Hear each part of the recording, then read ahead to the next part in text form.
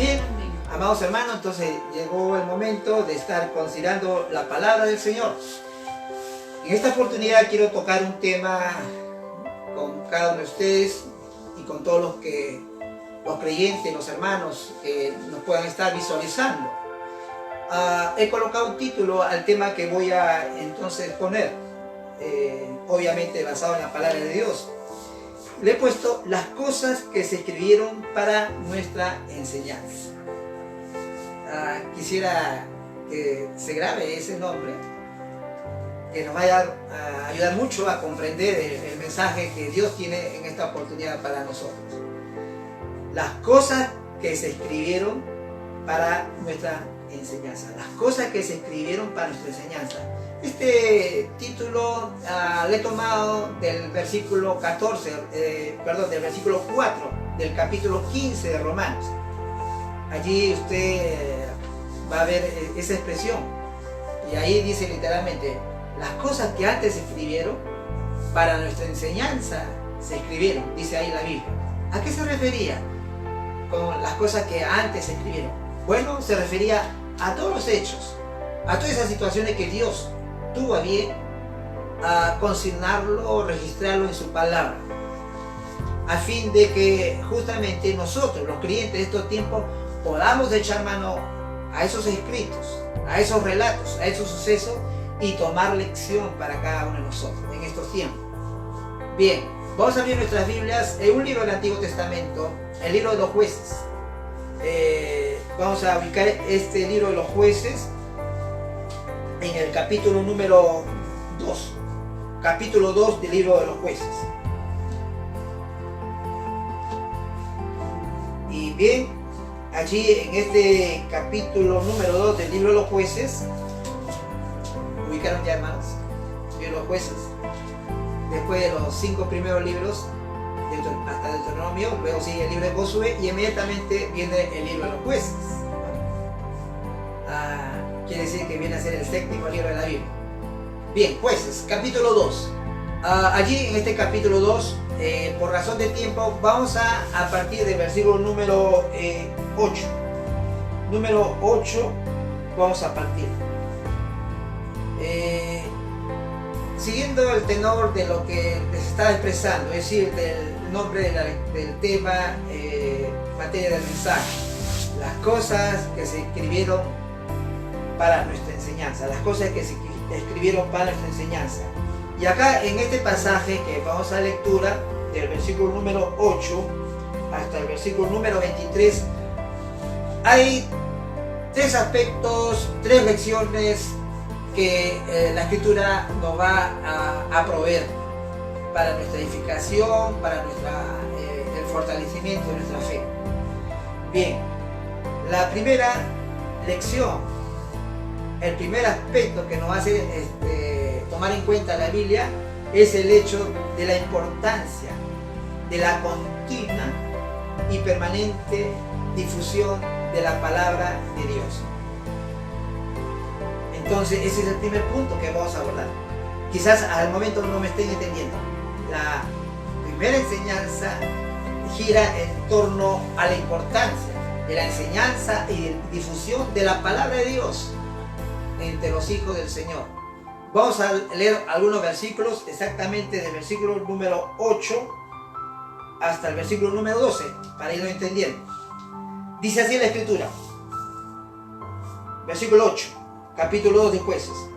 Pero murió Josué, hijo de Nun, siervo de Jehová, siendo de 110 años, y lo sepultaron en su heredad en Timnat Sera, en el monte de Efraín, al norte del monte de Gaas.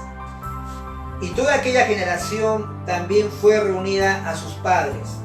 Y se levantó después de ellos otra generación que no conocía a Jehová, ni la obra que él había hecho por Israel. Después los hijos de Israel hicieron lo malo ante los ojos de Jehová y sirvieron a los Baales. Dejaron a Jehová, el Dios de sus padres, que los había sacado de la tierra de Egipto, y se fueron tras otros dioses, los dioses de los pueblos que estaban en sus alrededores, a los cuales adoraron y provocaron a ira a Jehová. Nos detenemos un momentito este versículo 12 y vamos a hacer una brevísima oración para encomendar el mensaje de esta mañana en las manos del Espíritu Santo de nuestro buen Dios. Oremos. Amado Dios y Padre Celestial, en esta hora, Señor, mi Dios, reiteramos nuestro agradecimiento por permitirnos estar reunidos en espíritu con todos nuestros hermanos, mi Dios, en todo lugar donde se encuentren, allá en la tranquilidad de sus hogares, mi Dios. Padre bueno, porque esta es una bendición, es una gracia, Señor. Los templos pueden estar cerrados, pero nuestros corazones siguen abiertos a tu presencia, a esa ansiedad de tener y considerar tu palabra, mi Dios. Padre, en esta mañana, mi Dios, quiero rogarte por cada uno de mis hermanos, los que integran o congregan en la iglesia Luz de Verdad, pero no solamente por ellos, sino también por cada hijo tuyo, cada hija tuya que tú tienes en toda la faz de la tierra. Y Padre amado, oro también por cada uno de ellos, independientemente de las denominaciones a las cuales pertenecen, porque en ti somos uno, amado Dios, somos la familia de Dios aquí en la tierra. Por tanto, yo ruego por cada uno de ellos, Señor. Quizás en algunos lugares no tienen esa facilidad que nosotros tenemos aquí, Señor, de estar interconectados, de estar comunicándonos a través de estos medios, Padre. Mi Dios, solamente tú sabes esa realidad, mas te ruego por aquellos que están sufriendo padecimientos, persecuciones, por los que están en una tremenda aflicción, por cada uno de ellos, mi Dios, para que tu Santo Espíritu sea consolándoles, sea proveyéndoles el alimento que solamente puede fortalecer nuestras vidas, tu palabra bendita. Mi Dios, encomendamos este mensaje en las manos de tu Santo Espíritu. Te lo rogamos todos nosotros en el precioso nombre que es sobre todo nombre, en el nombre de Jesucristo, nuestro Salvador y Señor. Amén. Amén. Muy bien, entonces, hermanos, vamos a considerar estos versículos del 8 al 12 que hemos estado considerando o hemos dado la lectura primera. Y aquí justamente ya les había mencionado, vamos a hablar el primer punto de la enseñanza, la primera lección, la importancia de la transmisión y difusión de la enseñanza de la palabra de Dios a los hijos del Señor. Acá tenemos algo interesante para ir entendiendo esto. Acá se nos habla que Josué, hijo de Nun, siervo de Jehová, siendo de 110 años, había fallecido, había partido. Dios se lo había llevado a su presencia. Conocemos esto, de que como Josué había sido designado por el mismo Señor como sucesor de Moisés, aquel siervo que tuvo la tarea, la misión de sacar al pueblo hebreo de la esclavitud de Egipto. Esto justamente nosotros lo sabemos por las Escrituras, y de la manera como Moisés, siendo siervo de Dios y a la edad de 120 años, también partió para justamente estar con el Señor. Y bueno, Josué, su ayudante, lo sucedió en el cargo. Josué pasó a liderar aquella parte de la tarea que se le había encomendado a Moisés y que no pudo completarla. Sabemos que Moisés solamente visualizó la tierra prometida, pero se le dijo que no iba a pasar a ella. Entonces Josué cumplió esa tarea, hizo pasar a todo Israel hacia la tierra prometida, esa tierra que fluía leche y miel y que Dios se lo había otorgado como una promesa a ellos. Bien, durante todo ese tiempo de Josué estaba liderando al pueblo, pero llegó el momento, ley natural de la vida, que Josué, entrado en años, 110 años exactamente, él también partió a la presencia del Señor. Y no solamente él, sino partió toda una generación con él. Toda la generación de José partió, es decir, todos sus contemporáneos partieron con él. Y después de esto, dice acá lo que hemos dado lectura, se levanta otra generación, pero que esta generación no conocía a Jehová, dice la Biblia, ni los hechos de él, ni los prodigios, los portentos que él había hecho a favor de Israel. ¿Qué pasó? Acá viene la gran interrogante. ¿Por qué se levanta una generación después de esta generación de José que no conoce a Jehová, ni conoce sus hechos portentosos a favor de Israel. Y acá tenemos que considerar algo importante. Antes de morir, ya entrado en años, Josué había emplazado, había confrontado a todos los israelitas, a todos los judíos, en el sentido de que deberían ser definidos, de que deberían ser firmes en su fidelidad y su lealtad hacia Jehová, que los había sacado de la esclavitud, y no estar fijándose o mirando o siendo atraídos por otros dioses, porque a la tierra que había ingresado había muchos pueblos, pueblos que tenían sus propios dioses, que practicaban unas costumbres aberrantes. Entonces Josué le dice a ellos, a los hebreos, le dice: cuidado con estar yendo tras dioses ajenos, dioses extraños de estos pueblos, cuyas prácticas son abominables y pecaminosas delante de Dios. Cuidado con hacer eso, le diría a Josué. En lo que respecta a mí, estoy parafraseando a Josué, en lo que respecta a mí, mi casa y yo serviremos a Jehová. Esas fueron las palabras de Josué. Usted lo puede encontrar en el último capítulo de este libro, el libro de Josué. Ahora bien, ¿qué pasó?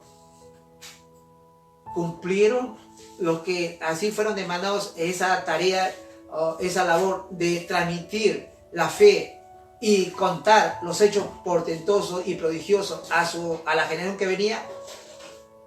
Y tú vas a pensar que la gran mayoría no cumplió esa tarea.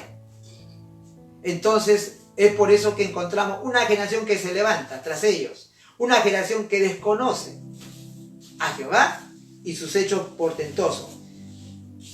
Y como consecuencia de este desconocimiento, de esta ignorancia de los hechos prodigiosos de Jehová, versículo 11 dice que los de Israel comenzaron a hacer lo malo, lo pecaminoso delante de los ojos de Dios.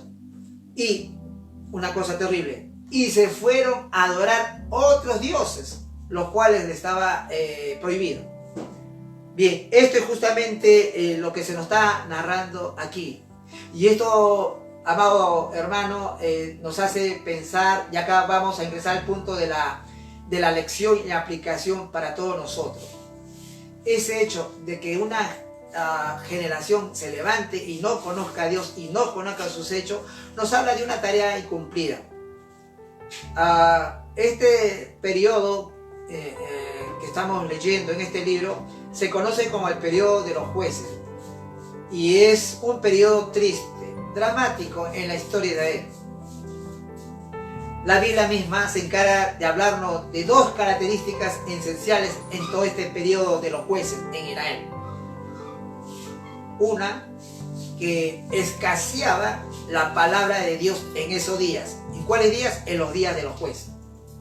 Dos, cada uno hacía lo que bien le parecía.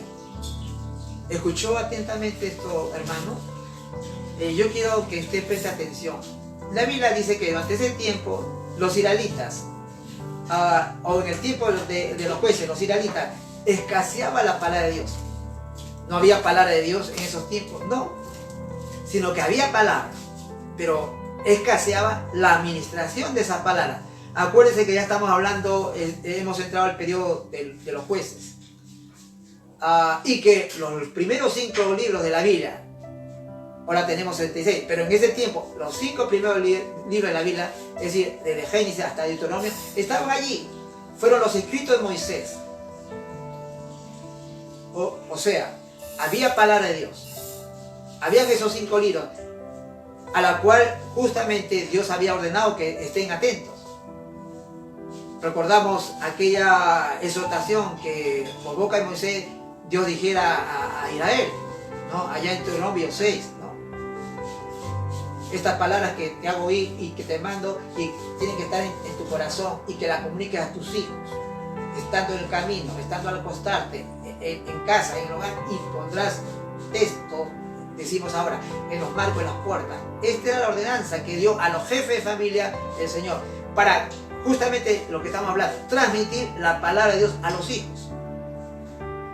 La mayoría no cumplió, y ahí hubo justamente esa consecuencia ingrata.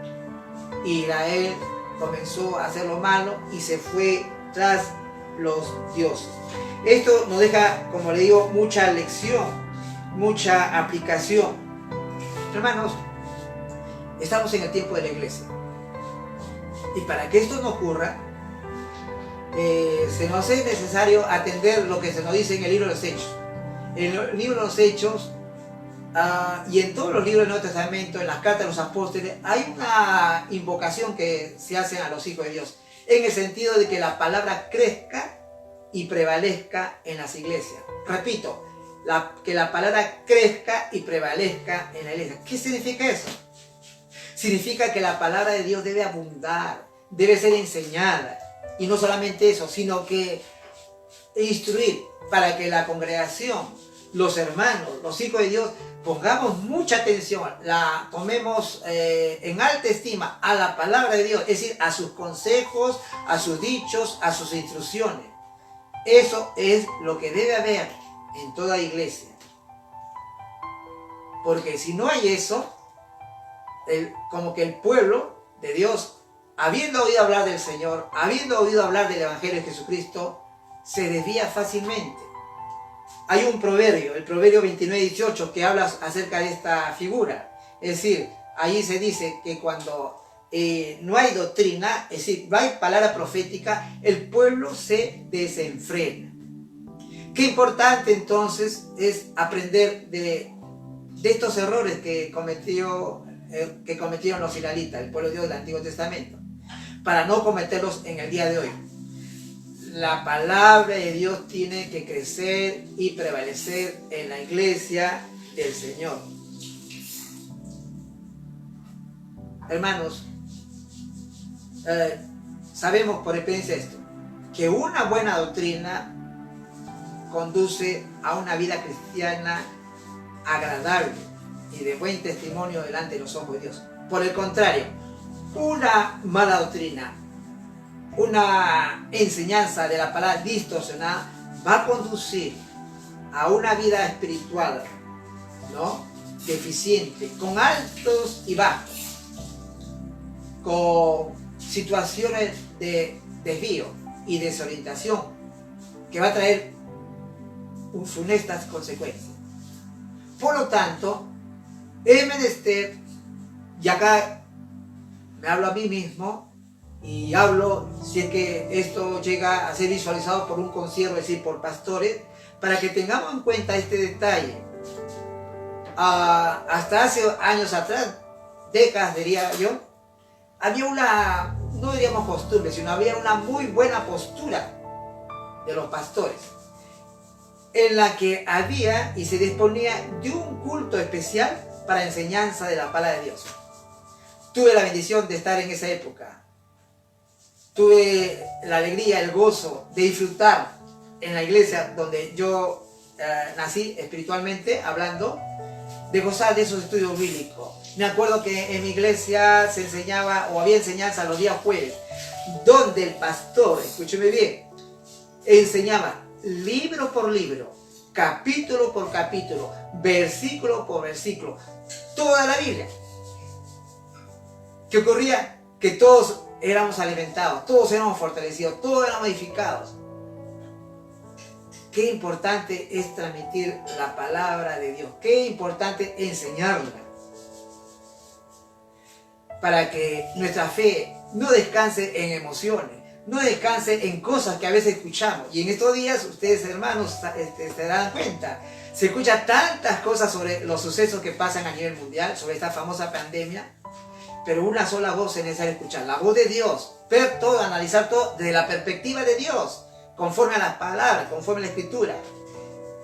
Pero eso no ocurre cuando, o bien, no hay de parte de nosotros los pastores enseñanza continua, permanente de la palabra de Dios, tal cual, o los hermanos, aún escuchando esa palabra, o no tomando interés en estos estudios bíblicos, entonces corren el peligro de coger cualquier doctrina, cualquier detalle y desviarse.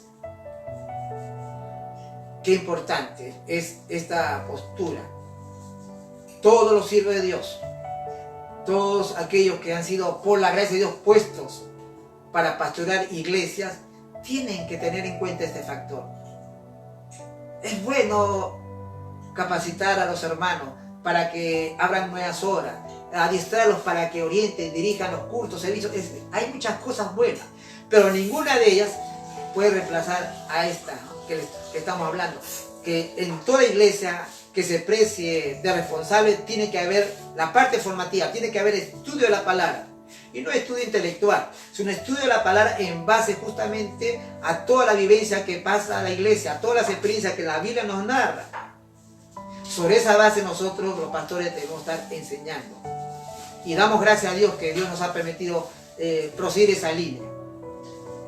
Porque de la misma manera que tuve esa bendición trato de transmitirlo a mis amados hermanos, y en nuestra congregación hay esos servicios de estudio bíblico, donde libro por libro, capítulo por capítulo, versículo por versículo, enseñamos la palabra de Dios tal cual, sin añadir ni quitar, ni menos distorsionar.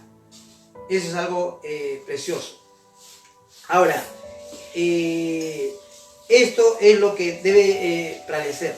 Enseguida, o añadido esto, hay otra aplicación que debemos tomar en cuenta.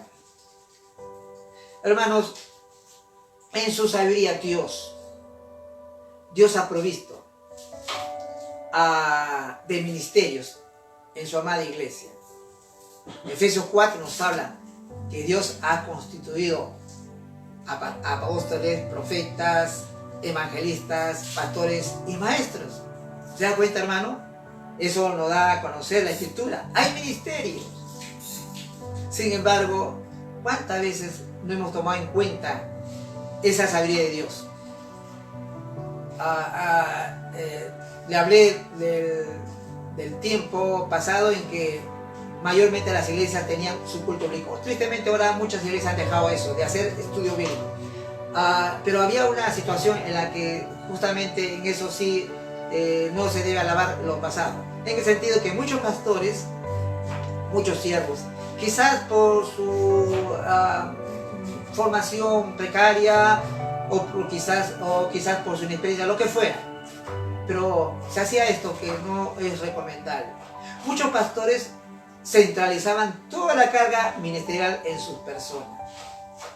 Y había un dicho en mis tiempos antiguos que a estos tipos de pastores se les llama pastores orquesta. Todo lo hacían. Dirigían los cultos, ministraban la oración, ministraban la palabra, hacían evangelismo. Todo lo hacían ellos. Y bueno, ellos a su entender estaban haciendo bien. Mas la palabra de Dios no enseña eso. La palabra de Dios nos enseña que hay misterio. El pastor, los pastores no tenemos todo consigo, toda la mano, sino que hay otras áreas del ministerio que deben ser atendidas por los que el Señor también está levantando. Para eso el Señor ha proveído a su iglesia de ministerio. Y acá entramos algunos absurdos. El absurdo de acaparar toda la carga ministerial. No vamos a poder hacerlo. Es literalmente imposible. Y si lo hacemos, lo vamos a hacer de una forma tal que la obra va a avanzar lentamente y se va a generar muchos problemas. Moisés, del cual también hemos estado hablando en esta oportunidad, pasó una experiencia similar en cierto sentido, cuando estando al frente del pueblo de Israel, que era una regular cantidad de personas, él tenía que atender sus situaciones, sus problemas, sus reyes, todo tenía que hacerse cargo Moisés. Hasta que un día vino su suegro, Jetro, que mirando lo que hacía le dijo: Moisés, vas a enfermar, tú no puedes atender a todo este gentío, a toda esta multitud de gente. Y le dio un consejo bueno: nombra personas de tu pueblo de buen testimonio, con sabiduría, para que se hagan cargo y te apoyen esa labor, y ordénalo de 50 en 50. Y los casos difíciles que te lo traigan a ti, pero tú no te hagas cargo de todo. Qué buen consejo. Qué buen consejo diera Jetro a Moisés. No podemos centralizar todo en nuestras manos. Por más pastores que capaces nos consideremos, no se puede. Eso no es conforme a la palabra. El segundo absurdo Y esto lo que a veces tristemente se ha dado en muchos lugares, en todo el mundo, de pastores que tienen celo cuando se levanta de la propia congregación, de su congregación que pastorea, hombres de Dios con ministerio, evangelistas, pastores, maestros, en fin. Es un absurdo tener celo cuando en la misma congregación se levantan otros hermanos que tienen también de parte de un ministerio. Moisés también pasó esa experiencia. Hay una oportunidad, dice la Escritura, que cuando Dios tuvo a bien derramar su Espíritu Santo sobre el campamento, y hubo hombres del pueblo que comenzaron a profetizar, es decir, a hablar la palabra de Dios de una manera tal que, bueno, los que escuchaban y oían esto quedaron impactados, pero un grupo de ellos, siempre nos falta, un grupo de ellos corrió ante de Moisés a llevarle la noticia, el cuento, diciéndole: Moisés, mira lo que está sucediendo. Estos hombres del campamento están profetizando. Tú eres el cielo de Dios, ellos están profetizando. Haz algo, Moisés, detente. ¿Y sabe cuál fue la respuesta? Yo pienso que inspirada por Dios en la boca de Moisés, fue que él dijo: ¿cómo quisiera? Escuche bien. ¿Cómo quisiera que todo el pueblo fuera profeta? ¿Qué estaba dando a entender? Que para él era una alegría, era un gozo, que no solamente él, sino que cada uno del pueblo tuviera esa gracia de parte de Dios de comunicar la palabra. Y eso es justamente lo que también los servidores del Señor tenemos que tener en cuenta, ¿no? ¿Cómo debemos anhelar? ¿Cómo debemos desear que de la misma congregación se levanten aquellos hombres, aquellas mujeres de Dios con ministerio? La obra avanzaría enormemente. Hermano, va a llegar un día, comparto eso con mis hermanos, gracias a Dios por ese precioso equipo ministerial, yo le llamo, es decir, de la congregación, hermanos levantados en ministerio.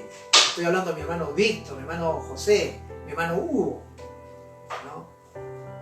Hombre de Dios, ¿no? Que está en un proceso, como todos, de aprendizaje, de perfeccionamiento, pero ya con el misterio colocado en su corazón, y que como que la carga se hace llevadera.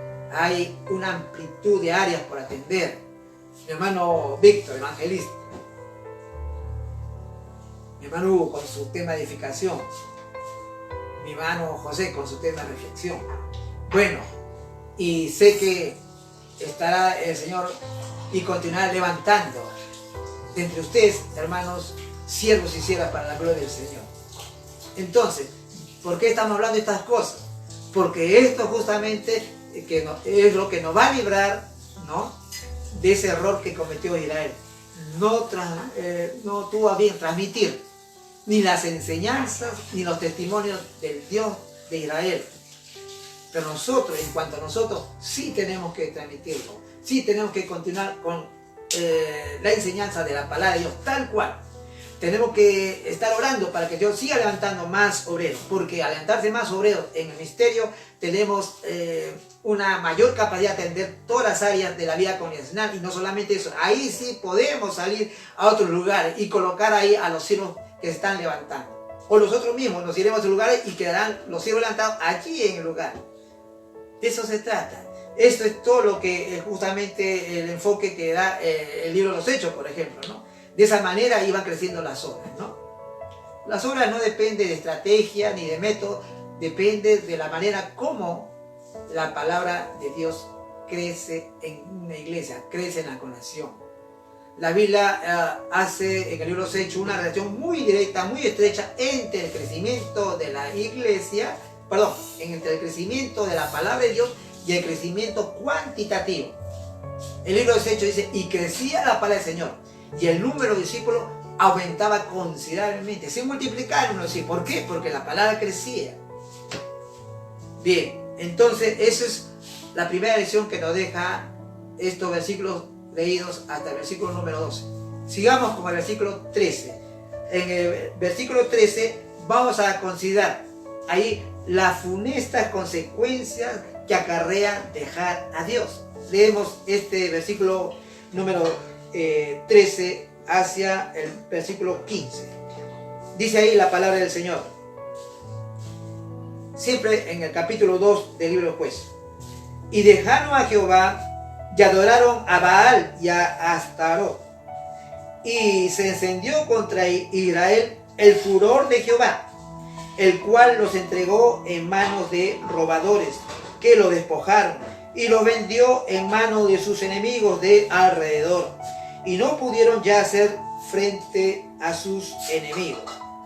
Por donde quiera que salía, la mano de Jehová estaba contra ellos, para mal, como Jehová había dicho, y como Jehová se lo había jurado, y tuvieron gran aflicción. Hermanos, consecuencias funestas de dejar a Dios. Eso fue lo que ocurrió a Israel. Y bueno, acá hay una expresión que tenemos que analizarla. La versículo número 13.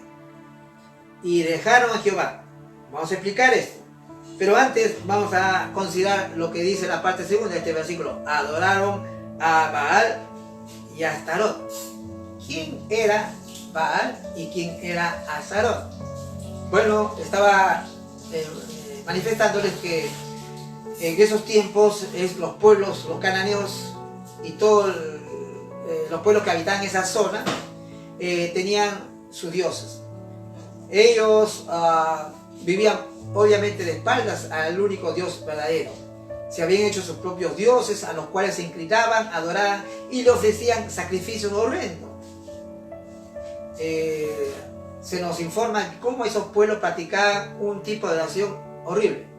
Ellos, para congraciarse delante de sus dioses, traían a sus primogénitos, es decir, a sus bebitos.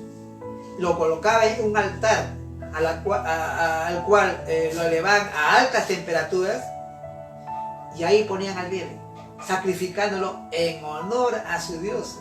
Miren, qué terrible. Qué idolatría para tan impactante en el sentido negativo. Sacrificar a sus propios hijos en honor a esos dioses. Pero esto era lo que practicaban estos pueblos.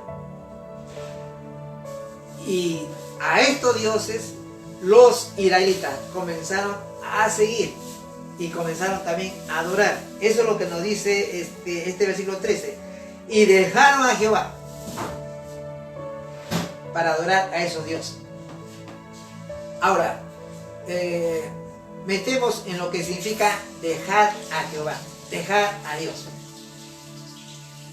Muchas veces no se entiende esto.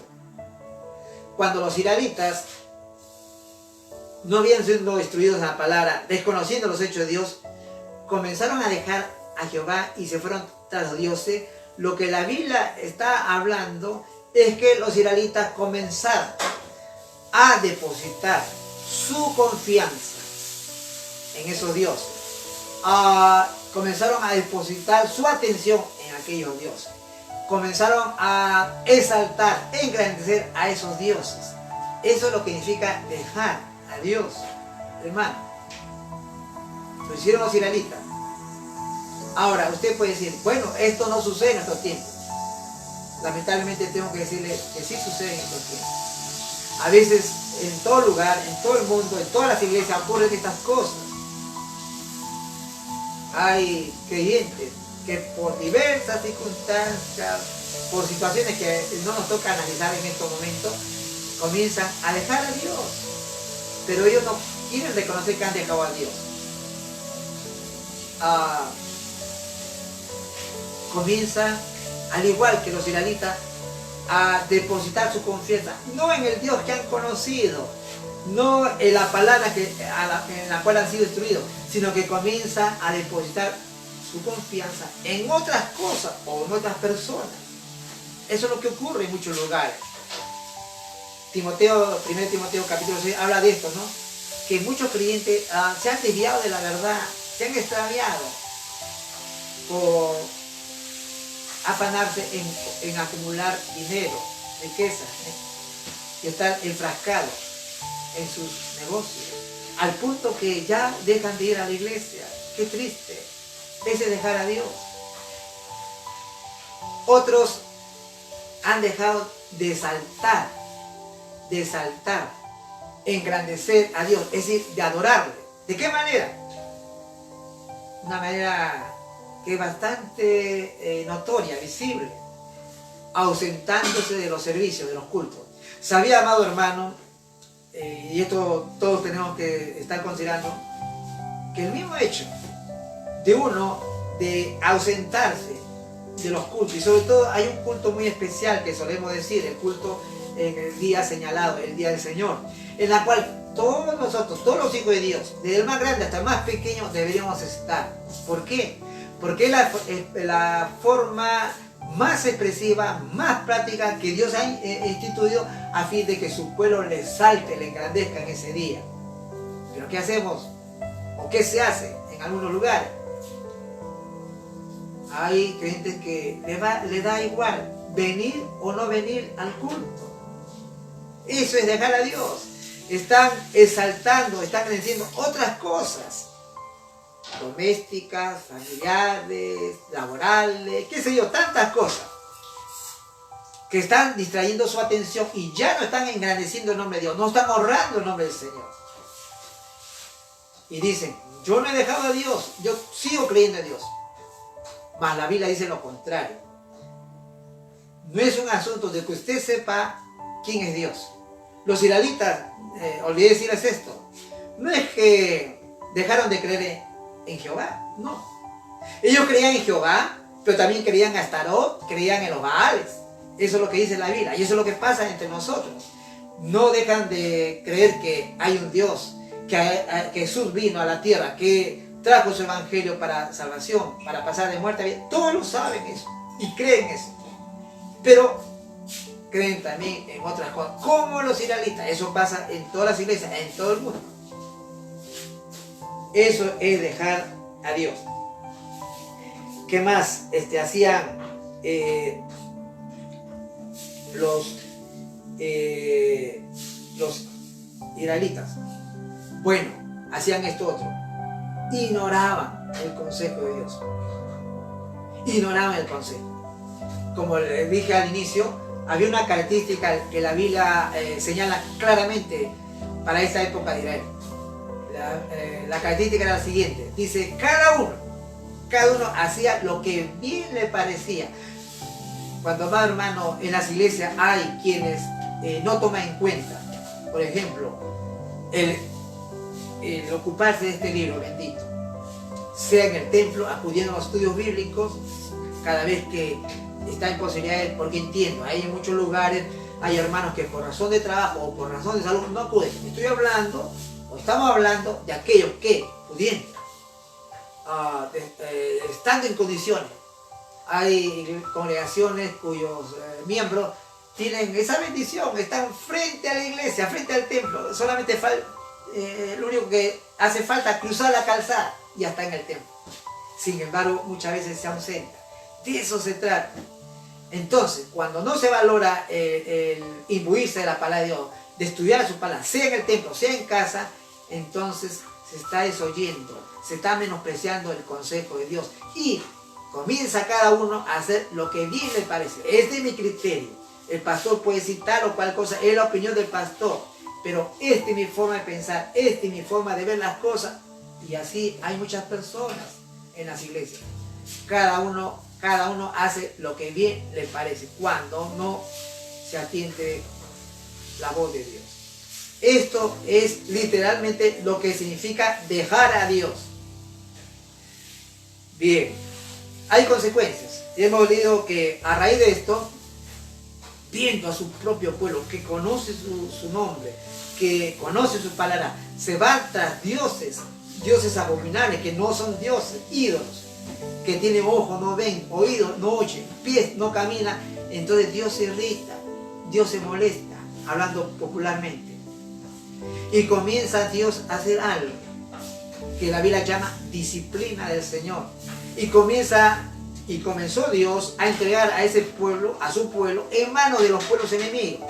Es decir, para que esos pueblos enemigos lo invadan, lo esclavicen, lo opriman, le hagan sufrir. Disciplina del Señor. Y eso es lo que ocurría con Israel. ¿No es acaso cierto, hermanos? Y esto también ocurre en muchos lugares, que a veces hay creyentes que empiezan muy bien su carrera cristiana. Ahí están orando, ahí están a los cultos, están en los ayunos, oraciones, muy atentos a la palabra de Dios, y comienzan a servir. Y llega un momento que es necesario también estar meditando por la palabra, para explicarnos por qué sucede eso. Que llega un momento que comienzan paulatinamente a apartarse. Ya dejan de ver un culto, vuelven a asistir, pero después ya no solamente la falta un culto, sino a 2, a 3. Llega un momento que van alejando paulatinamente del Señor. Más tarde, y esto también es algo que se puede corroborar, vienen las consecuencias. En el sentido de que comienzan a cosechar esa errada forma de vivir su vida espiritual. Ahí es donde vienen las dificultades, ahí vienen los problemas, ahí vienen las enfermedades, ahí vienen toda clase de situaciones que el Señor va a permitir, porque como que Él ha, digamos, sacado el cerco que guardaba a esos hijos suyos para su disciplina, para su escarmiento. Hermanos, con esto no quiero decir que toda aflicción, sea enfermedad, falta de trabajo o situaciones de persecución, lo que fue. No quiere decir, o no quiero dar a entender que todo es producto de haber dejado a Dios. No. La Biblia es muy clara en esto. El apóstol Pedro en su carta habla sobre esta situación. Es decir, dice él que hay aflicciones que vienen por causa de uno de ser cristiano, por causa de ser uno justo, por causa de uno ser fiel al Señor. Van a haber aflicciones que también Dios va a permitir, pero con un propósito muy bueno. Porque esa fe esas pruebas, esas dificultades van a perfeccionar nuestra fe y van a hacernos crecer y madurar mucho más todavía. Por eso que el apóstol Santiago, refiriéndose a ese tipo de aflicciones, dice: estén con sumo gozo cuando hayáis en medio de las pruebas, porque la prueba produce paciencia. Usted crece. Son pruebas de nuestra fe, son pruebas de su fe. Y lo van a hacer crecer, lo van a robustecer, lo van a hacer madurar. Ese es el tipo de aflicciones que también los creyentes pasamos, de las cuales debemos, como dice Santiago, alegrarnos. Es decir, no porque sufrimos, sino alegrarnos por el resultado que va a efectuar en nuestras vidas esa aflicción por causa de Cristo. Pero también hay otras aflicciones, dice el apóstol Pedro, las cuales no recomienda. Las aflicciones por causa no de ser leal, no de ser fiel a Cristo, sino por causa de nuestra mala cabeza, de nuestras malas decisiones, de los extravíos, de nuestra desobediencia. Eso también produce aflicciones, pero aflicciones que son una especie de látigo, una especie de disciplina, hasta que entendamos. Eso también, hay que diferenciar esos dos tipos de disciplina, esos dos tipos de aflicciones. Cada una de ellas tiene un distinto causal. Nos alegramos por las primeras, por causa de Cristo, pero debemos tener cuidado con las segundas aflicciones, que son producto de nuestra desobediencia, de nuestro desacato a lo establecido por el Señor. Esto es lo que justamente nos está hablando estos versículos del número 13 al número 15.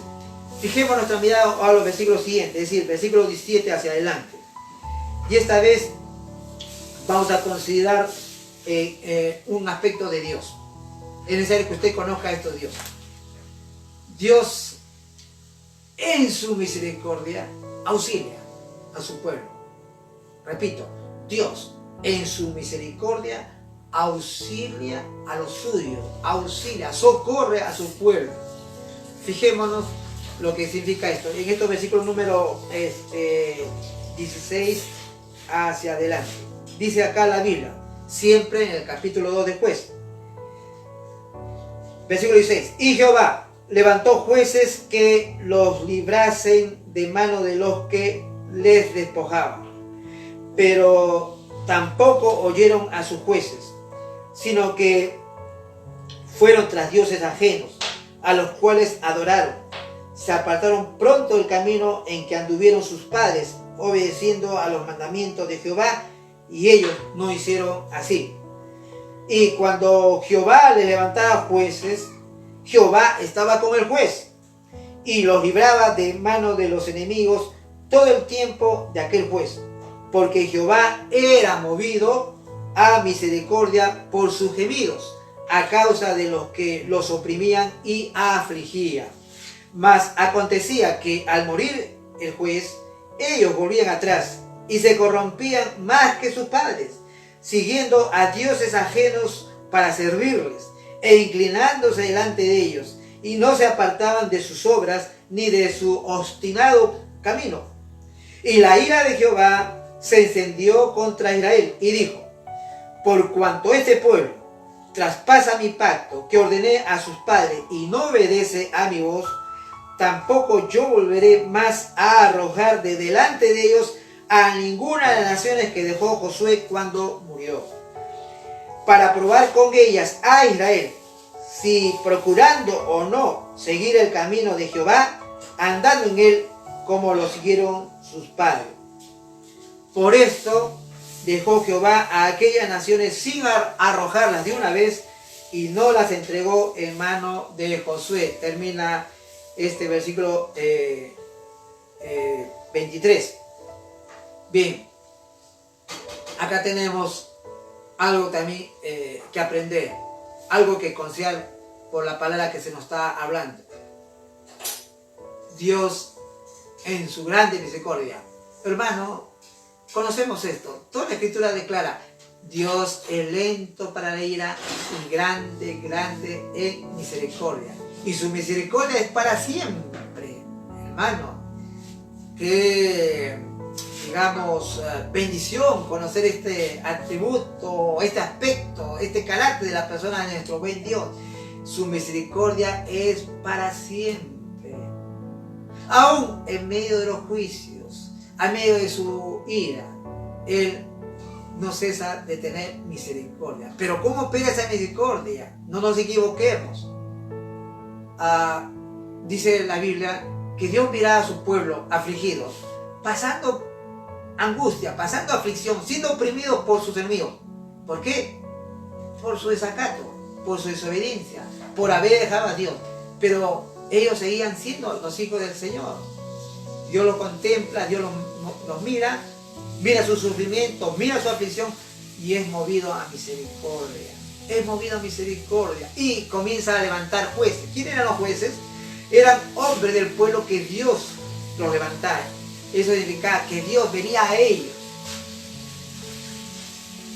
les proveía de su espíritu, y a través de ellos hablaba al pueblo para enseñarles, para aconsejarles, para digamos atender esas angustias, y para liderar, lo más importante, para liderar la liberación de sus opresores, para darle libertad, de una forma sencilla de decirlo, a fin de que entonces este pueblo suyo, el pueblo de Dios, dejara de sufrir y que pudiera recapacitar y aprender la lección y volver nuevamente a Dios.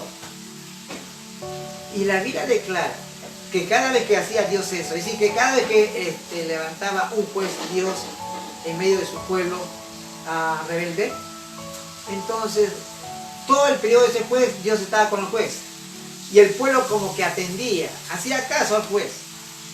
Pero una vez que moría el juez, otra vez a las andadas, otra vez Israel se corrompía, y otra vez volvía a hacer lo malo, volvía a los dioses ajenos, y otra vez los enemigos de Israel venían contra Israel, lo esclavizaban, lo oprimían y lo hacían sufrir grandemente.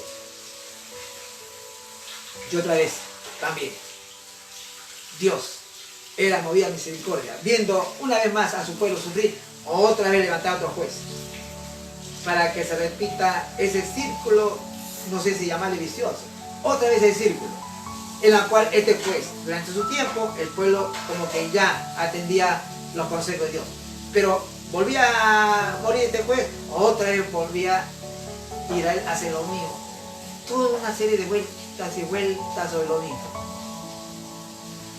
¿No le suena familiar esto? ¿Cuántas personas en las diversas iglesias también caen en esa situación? Por su desacato, por su desobediencia, por haber dejado a Dios en la forma como se lo he explicado. No es que dejan de creer en Dios, repito, sino que, bueno, se alejan de la vida congregacional, no toman interés en la palabra, se basan en sus propios criterios, no en los principios bíblicos, bueno, muchas cosas, eso es dejar a Dios. Bien, producto de eso, ya hemos dicho, pasan muchas situaciones malas, de aflicción en sus vidas personales, familiares, pero Dios es movido a misericordia y también extiende oportunidades nuevas sobre cada uno de ellos. ¿Sabe? Dios habla de muchas formas y maneras. Habla a través de la palabra, habla a través de los pastores, puede hablar incluso a través de un ser querido, a través de una persona amiga, a través de las circunstancias como la que estamos viendo ahora. Dios habla de muchas maneras, muchas formas. Y aquí una gran oportunidad para aquellas personas que están un tanto alejadas de Dios, para atender esta vez la voz de Dios.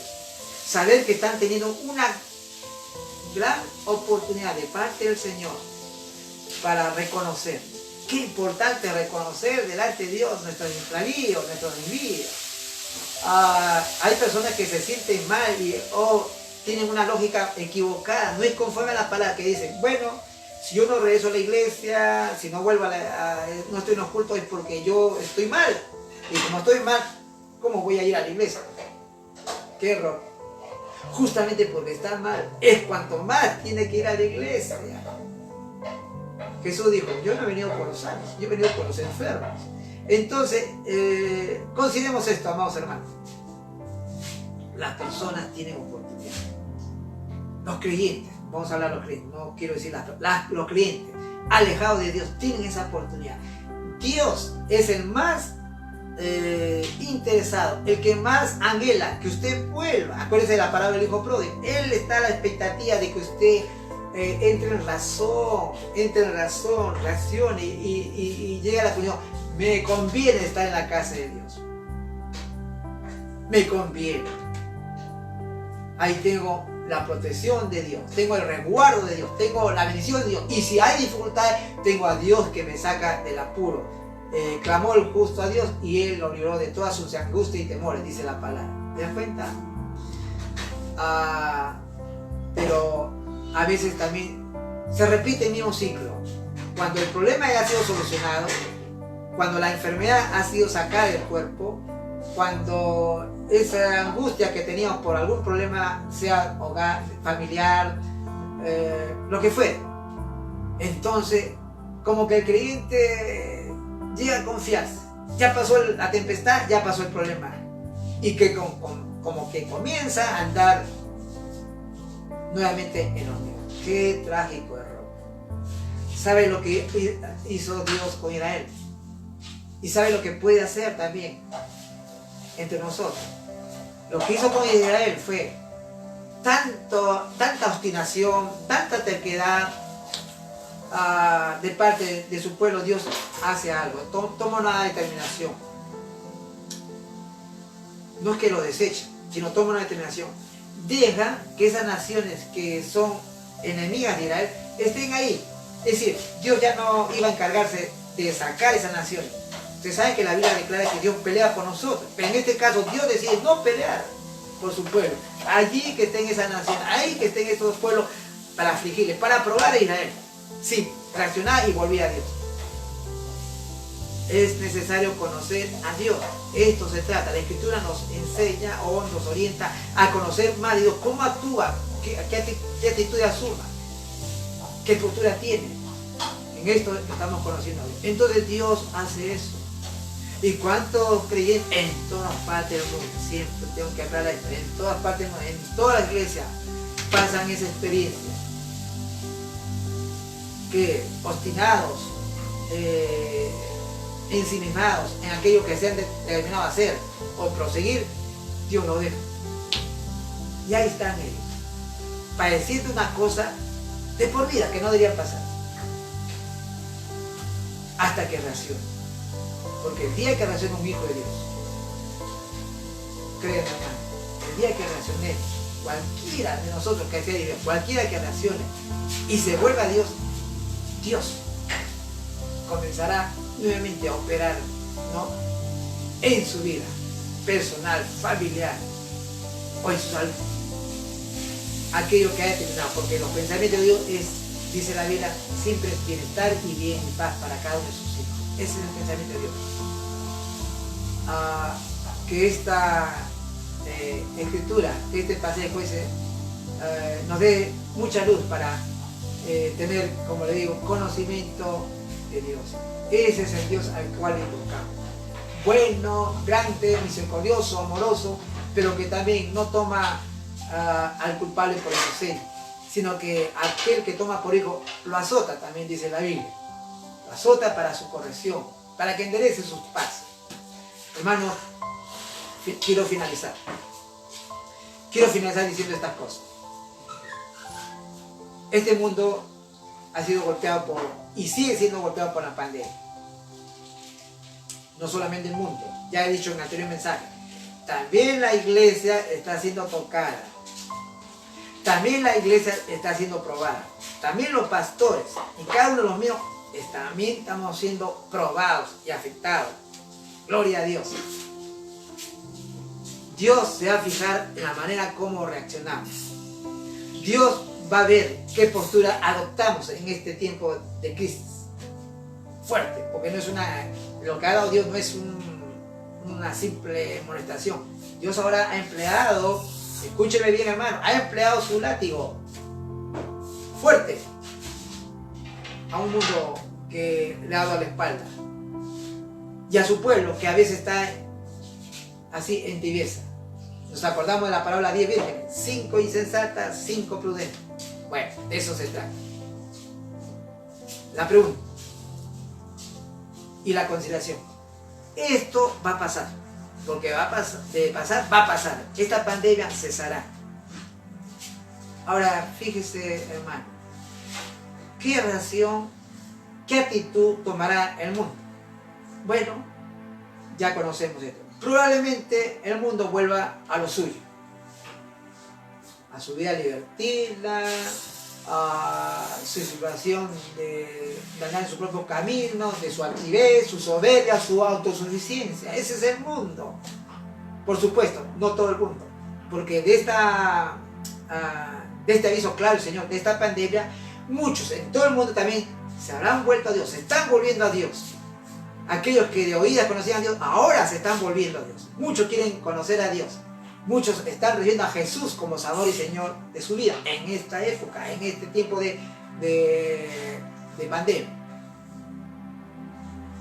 Pero otros seguirán en lo suyo.